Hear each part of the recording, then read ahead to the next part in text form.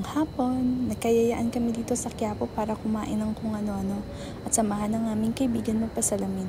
Halos lahat ng ka-department ko sa work dito nagpapasalamin. Mura naman kasi. Habang nag-aantay kami, biglang bumuhos na ang malakas na ulan.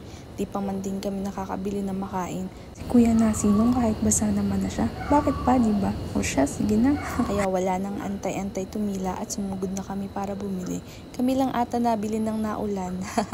Napasubo nga din si ate bumili ng isa pang payong kahit may dala na siya dahil hindi kami kasyang tatlo.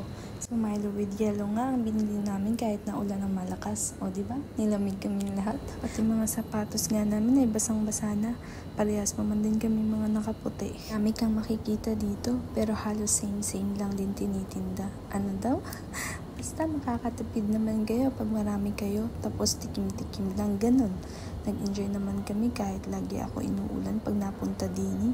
Baga ng baboy, pusit na sugba, balot, tusok-tusok, lemonade. Bumili din ako 1/4 na lychee, chicharong matigas na parte ng baka. Nabusog na kami sobra. May burger, sandwich, corn with cheese at marami pang iba.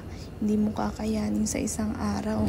Sa baga ng baboy nga makakabili ka na ng tig 20, 50 at 100 na ng kastyro. Madami din nagtitinda ng balot, penoy.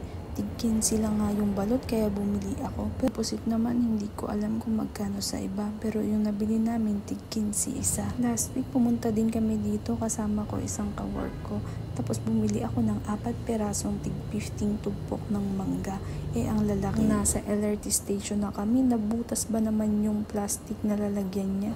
Abay, tinulungan niya ako magpulot ng mangga kasi ako'y natulala na. Nakakahiya talaga. Pero buti na lang may kasama ako kasi kung wala ay naku.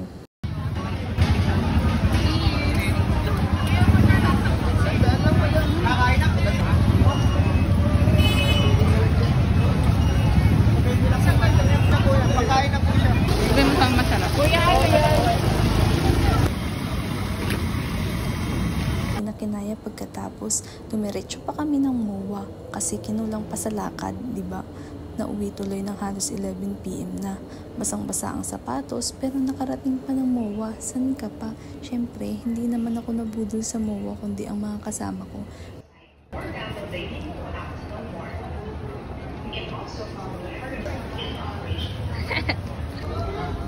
Ate Chris!